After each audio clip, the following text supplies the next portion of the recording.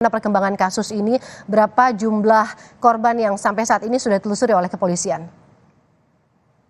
Baik Woro dan juga saudara, bahwa memang benar telah terjadi kasus asusila atau pencabulan di wilayah hukum Polresta Bandung, tepatnya di wilayah kawasan Cilengkrang, di mana pria berusia 58 tahun berinisial AR melakukan aksi pencabulan terhadap belasan anak di bawah umur.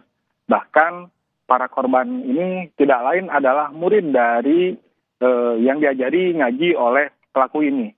Untuk korban sendiri hingga saat ini pihak kepolisian mencatat ada sekitar 12 korban yang dilaporkan atas kejadian pencabulan yang dilakukan oleh AR ini. Namun pihak kepolisian juga meminta kepada masyarakat ataupun warga di sekitar wilayah Cilengkrang, jika ada yang masih atau jika ada korban dari perbuatan cabul air untuk segera melapor. Woro. Sejak kapan kasus ini kemudian mulai terungkap dan apakah sebelumnya juga tidak ada dari para korban ini yang mengadu kepada orang tua mereka, Noval? Baik Woro, kasus ini terungkap saat pelaku hendak menikahi salah seorang korbannya yang di bawah umur, yakni berusia 16 tahun. Namun orang tua korban merasa janggal karena anaknya masih berusia 16 tahun dan hendak dinikahi oleh pelaku. Setelah ditelusuri oleh orang tua, ternyata korban merupakan korban pencabulan dari pelaku AR ini, sehingga orang tua dari korban tidak terima dan melaporkan kasus ini kepada pihak kepolisian. Woro. Ada 12 korban yang saat ini sudah diketahui menjadi korban kasus pencabulan oleh guru ngajinya. Tapi ada imbauankah dari pihak kepolisian untuk mungkin anak-anak yang juga belajar mengaji kepada pelaku ini kemudian bisa mengadukan apakah mereka juga menjadi bagian dari korban? Baik Woro, untuk pihak kepolisian sendiri akan bekerja sama dengan pemerintah Kabupaten Bandung, di mana akan melakukan sosialisasi guna pencegahan agar kasus ini tidak terulang lagi, di mana sosialisasi ini akan diberikan kepada orang tua maupun anak, sehingga jika ada orang lain ataupun orang dewasa yang melakukan hal tersebut bisa dicegah, sehingga kasus ini tidak akan terulang lagi di wilayah hukum Polresta Bandung. Woro. Jadi ada imbauan kemudian agar tidak terjadi lagi. Tapi bagaimana dengan penanganan korban selanjutnya? Apa terapi psikologis yang kemudian akan mereka dapatkan?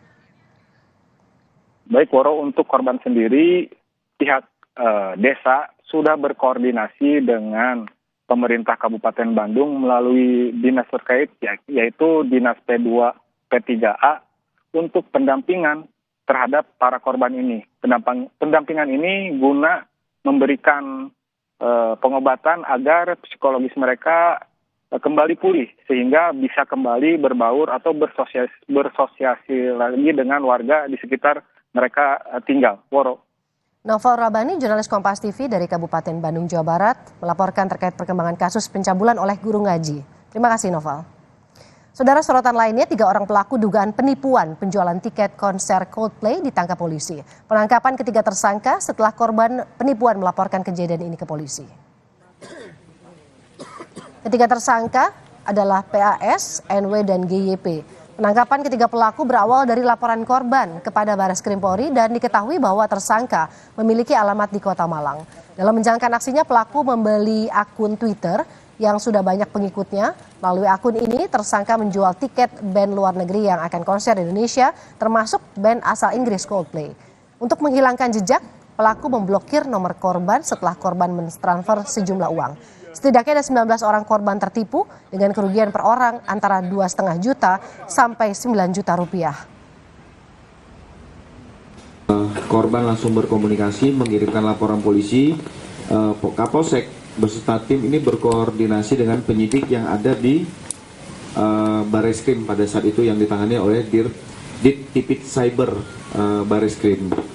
Pada saat proses lidik yang dilakukan oleh Polsek Beringin beserta tim, sehingga jelas sudah mengamankan 3 orang yang diduga melakukan tindak pidana penipuan dan penadahan terhadap penjualan tiket Coldplay. Sementara itu, Karopenmas Divisi Humas Polri, Brigjen Ahmad Ramadan menyebut promotor konser Coldplay tidak terlibat kasus penipuan penjualan tiket online.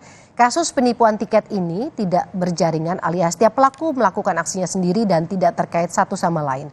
Promotor tiket telah diminta keterangan dan